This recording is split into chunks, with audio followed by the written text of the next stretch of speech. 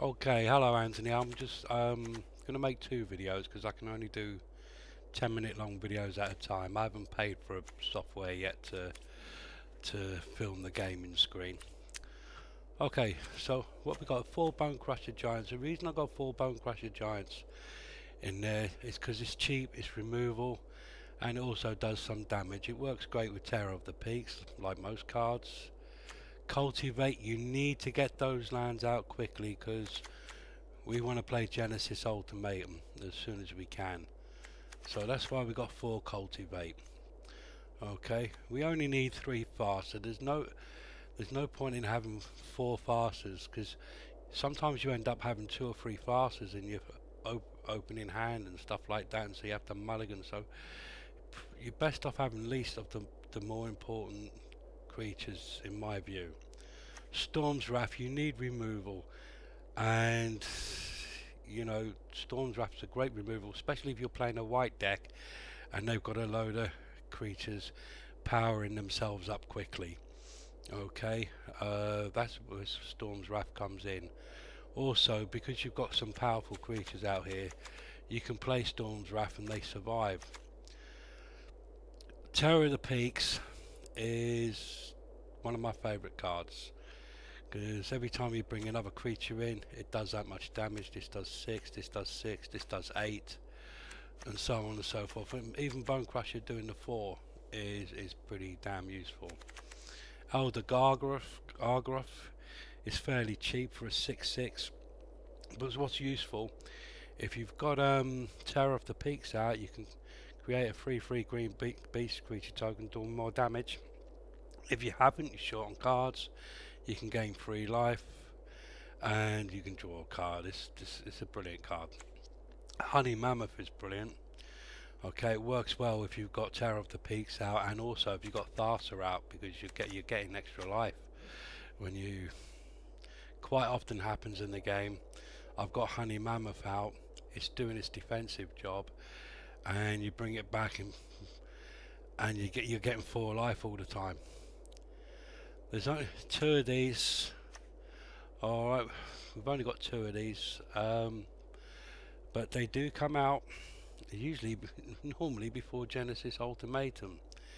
Again, it's 7. You only need 2 blue and 5 other colours, and you're doing 8 damage straight away. And then you're pinching one of their cards if you're lucky, if they haven't got a removal for an enchantment spell. Genesis Ultimatum. I play it. I don't always play it straight away. I might play Elder Gargroth or Honey Mammoth before I play Genesis Ultimatum. Even if I can play Genesis Ultimatum, depends how many land cards I got out. It's a pain in the ass to get out 5 land cards when you play Genesis Ultimatum and they've got a shitload of creatures. I don't think most decks need this guy. Once you've got 8 cards out, if you can get him out, he speaks for himself. You probably know the card. 3 damage to any target. If you're in shit street, get rid of everything. And because by you get to that stage, the later stage, you're going to be ahead. Perfuro's intervention, great removal, and it can be really useful sometimes. If you've got Terror of the Peaks out and you've got 10 lands out, you can create a 9/1 creature and then do 9 damage to the player, as well as it's only got 1 defense, but that don't seem to matter. Got 4 islands, 5 mountains, 5 forests, 2 river glide pathway, 2 Crag Crown pathway, 2 Black Channel pathway. I use the pathways as opposed to the temples, or there's cards you can scry, or there's cards where you gain extra life. You probably don't need the extra life. You get that from Honey Mammoth. So I like these cards because straight away you can make a decision on which one you want to use, and it doesn't come in tapped. And then we've got 2 of those, and 3 Katura Tomes.